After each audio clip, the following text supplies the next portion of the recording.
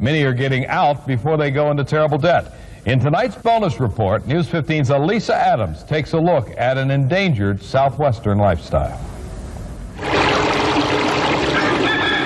We came up here in 1947.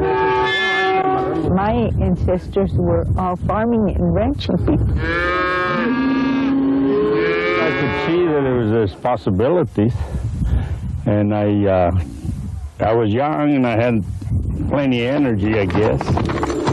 When I first moved here, I didn't have running water, and I didn't have electricity.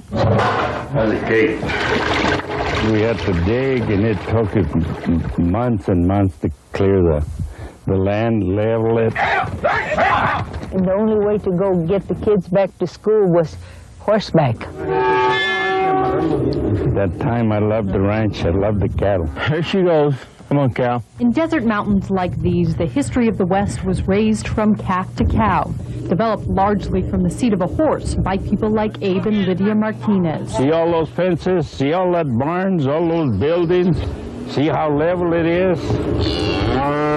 Now the land bears the scars of an unforgiving lifestyle. There she goes. And the ranching life is changing. Everybody up here is in trouble. See, I'm the only one of the old-timers left.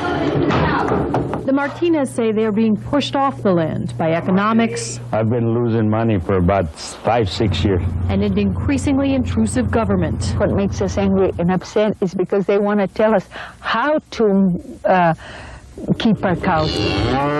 The Martinez cattle, like 85% of the cattle statewide, graze on public land.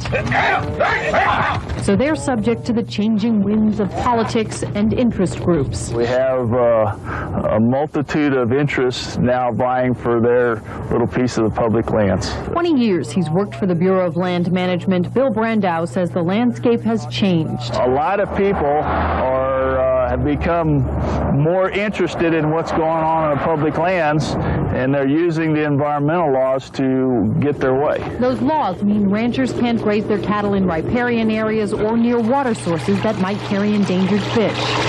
And many ranchers are being told to raise fewer cattle to lessen the impact on overgrazed land. Or like the Martinezes, train the cattle to graze differently. Like now, they like for you to bunch up your cattle in one bunch. The cattle are not happy, they won't breed. The Martinez family isn't alone. The number of cattle coming out of Arizona has been dropping for the last 2 decades.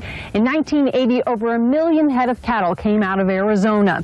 Last year, that number was down to just over 800,000. Okay, now this one. Martinez and ranchers like them say they've been good stewards of the land. Oh, this land has improved so much. Still, they believe the government is trying to push them off an area they helped pioneer. I personally don't think that that's our goal as an agency to run the ranchers off.